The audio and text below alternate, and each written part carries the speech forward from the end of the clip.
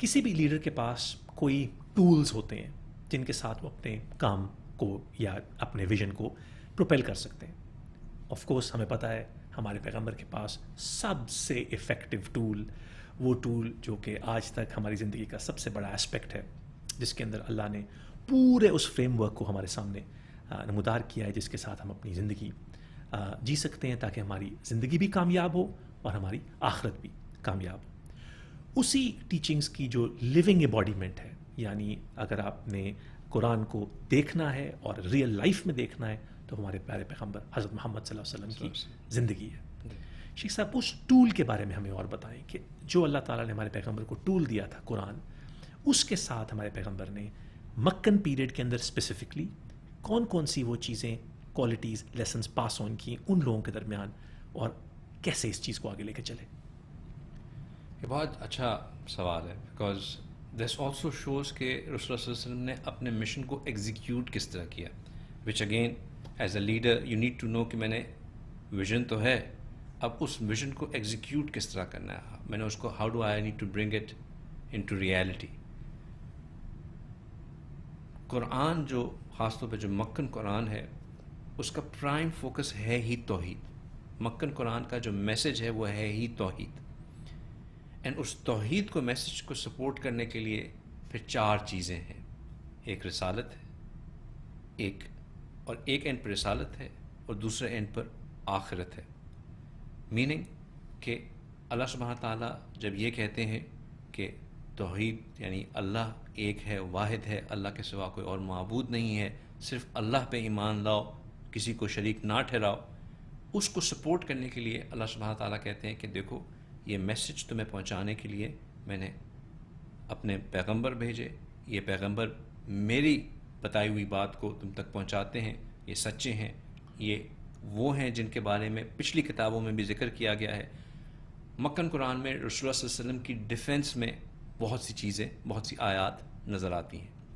اسی طریقے سے قرآن اٹ سیلف کی ڈیفنس میں کہ قرآن ایک حق بات ہے، یہ کسی انسان کی من گھڑت باتیں نہیں ہیں، یہ اللہ سبحانہ تعالیٰ کا کلام ہے، وہ نظر آتا ہے. تو ایک اینڈ پہ تو رسالت ہو گئی، دوسرے اینڈ پہ میسج آخرت کا تھا، کانسیکوینسز، کہ اگر تم اس جو رسول جو پیغمبر جو میں جو پیغام دے رہا ہے اس کو مانو گے تو what is in it for you, اور اگر اس کو تم ڈینائی کرو گے تو what is in it for you, اس کے کانسیکوینسز کیا ہیں.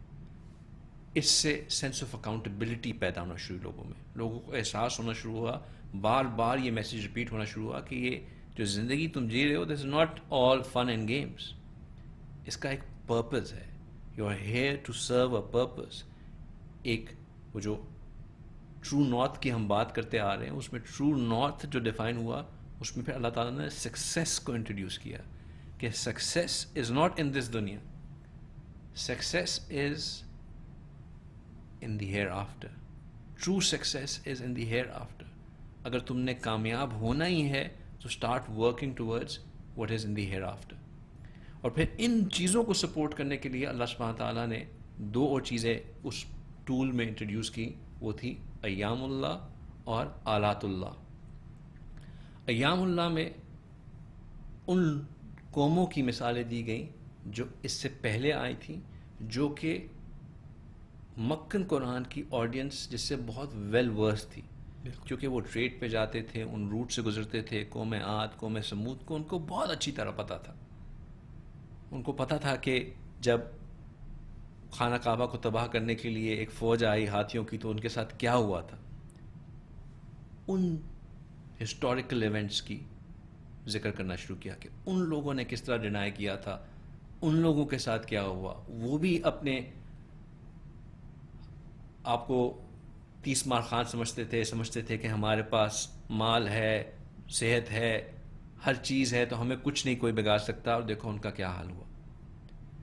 اور پھر اللہ سبحانہ تعالیٰ نے لوگوں کو اپنی تھنکنگ، اپنی جو ارد گرد میں ان کا ماحول تھا، اس کو آبزرو کر کے اپنی سوچ کو ذریعے اس کنکلوژن پہ پہنچنے پہ مجبور کیا کہ اللہ واحد ہے. یعنی کہ سوچو کہ ہوا کیسے چلتی ہے، بارش کیسے ہوتی ہے, بارش جب ہوتی ہے تو مردہ زمین کس طرح دوبارہ زندہ ہو جاتی ہے. تم کہتے ہو کہ ہم ایک دفعہ ہڈیاں بن جائیں گے تو ہمیں کوئی دوبارہ اٹھا ہی نہیں سکتا. Just look at the cycle of life, how things get revived. Thing which is completely barren, مر چکی ہے, وہ کس طرح دوبارہ زندہ ہو جاتی ہے. ناؤ رسول اللہ صلی اللہ علیہ وسلم نے اس ٹول کو کس طرح یوز کیا. رسول اللہ صلی اللہ علیہ وسلم پہ جب یہ آیات نازل ہوتی تو وہ ان آیات کو سمجھاتے, وہ ان آیات کو یوز کرتے at the appropriate time to give the right answer to the question جو کہ لوگوں کے ذہن میں اس وقت چل رہا ہوتا. رسول اللہ صلی اللہ علیہ وسلم ان آیات کو ایکسپلین کرتے, ان آیات کو ریپیٹ کرتے. آیت تو ایک دفعہ نازل ہو گئی, لیکن رسول اللہ صلی اللہ علیہ وسلم اس میسج کو کنسسٹنٹلی پاس آن کرتے, اس میسج کو لوگوں کو سکھاتے, اس لوگوں کو یاد کرواتے تاکہ یہ بات زیادہ سے زیادہ پھیل سکے. اور اس میسج کے ذریعے لوگوں کو اس بات کو کنونس کرتے کہ دیکھو جو میں بات کر رہا ہوں یہ صرف میری اپنی کریڈیبلٹی کو بلڈ کرتے. بہت ضروری ہے کہ ایک کریڈیبلٹی کو بلڈ کرنا. لیکن مزیدار بات یہ ہے کہ عمر کہ یہی tool with passage of time رسول اللہ صلی اللہ علیہ وسلم کے خلاف استعمال ہونا شروع ہو گیا. شیخ صاحب, اس سے پہلے ایک سوال ذہن میں آتا ہے کہ آج کل کے لیڈرز, مینیجرز جو کہ دن بدن فیصلے کر رہے ہیں, اوبیسلی اگر تو ٹرو نارتھ کسی کا پروفیٹیبلٹی ہے یا ٹرو نارتھ کسی کا اپنے ایگو کو اسٹروک کرنا ہے یا اپنے بزنس کو بڑا بڑھانا ہے, تو وہ ایک طرح کی میسیجنگ لے کے چلتے ہیں.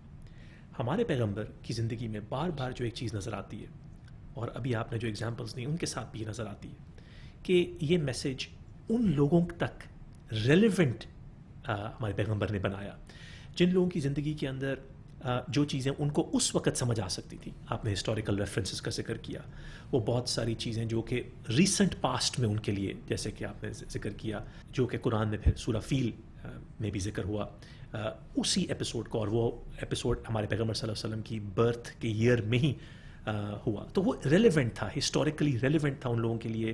یہ ان کے لیے ایسی چیزیں نہیں تھیں جن کو وہ امیجن نہیں کر سکتے تھے.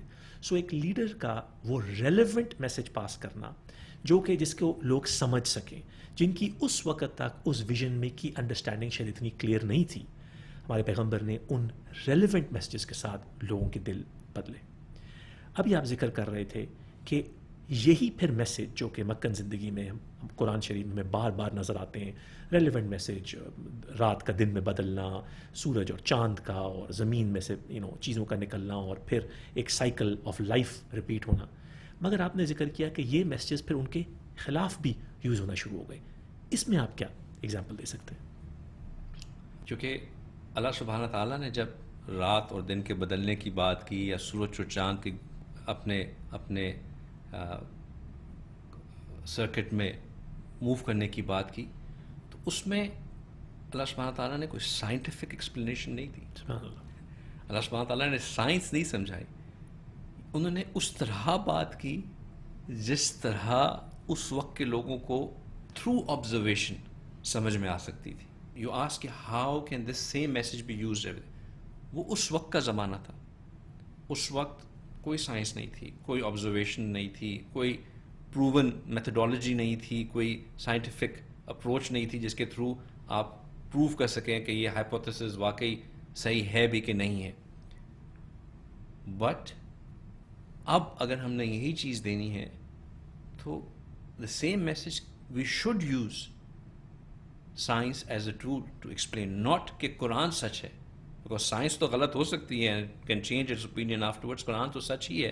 But the things which are now been proven through Quran, proven through science which is in Quran, جو کہ اس کو ہمیں we shouldn't be shy in talking about that.